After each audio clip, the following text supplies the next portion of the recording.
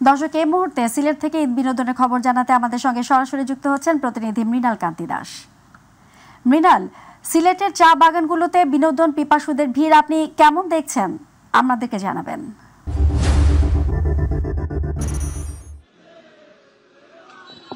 ফৌজিয়া, আপনাকে ধন্যবাদ।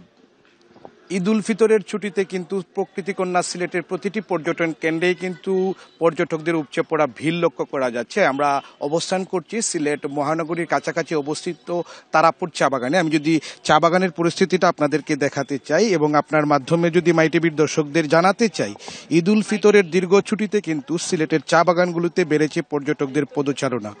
বিশেষ করে শহরের কাছাকাছি হওয়ায় সিলেটের চা বাগানগুলো পরিণত হয়েছে মানুষের প্রিয় পর্যটন গন্তব্যে।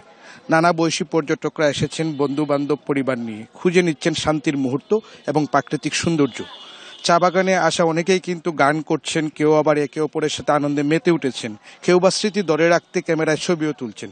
প্রকৃতির মাঝে পাওয়া এই শান্তি ও আনন্দ যেন ঈদের ছুটির খুশি আরও বাড়িয়ে দিচ্ছে। তবে আরেকটি বিষয় আমি আপনাদেরকে জানিয়ে রাখতে চাই, সিলেটের শুধুমাত্র চা বাগান নয়, যেগুলো পর্যটন কেন্দ্র রয়েছে প্রতিটি পর্যটন কেন্দ্রেই কিন্তু পর্যটকদের উপচে পড়া ভিড় লক্ষ্য করা যাচ্ছে এবং দীর্ঘদিন পর কিন্তু নির্বিঘ্নে ঈদ করতে পেরে বা দীর্ঘ লম্বা ছুটি পাওয়ায় কিন্তু যারা পর্যটক রয়েছেন তারাও কিন্তু সিলেটে ঘুরতে এসেছেন এবং সিলেটের হোটেল মোটেল কিন্তু ইতিমধ্যে পরিপূর্ণ হয়ে উঠেছে। তবে আরেকটি বিষয় জানিয়ে রাখি, এবার লম্বা ছুটিতে ঈদ উল ফিতরের ছুটিতে যে সকল পর্যটক সিলেটে আসবেন এবং স্থানীয় যে সকল পর্যটক রয়েছেন তাদের নিরাপত্তা নিশ্চিতে কিন্তু জেলা প্রশাসনের পক্ষ থেকে ব্যাপক প্রস্তুতি গ্রহণ করা হয়েছে।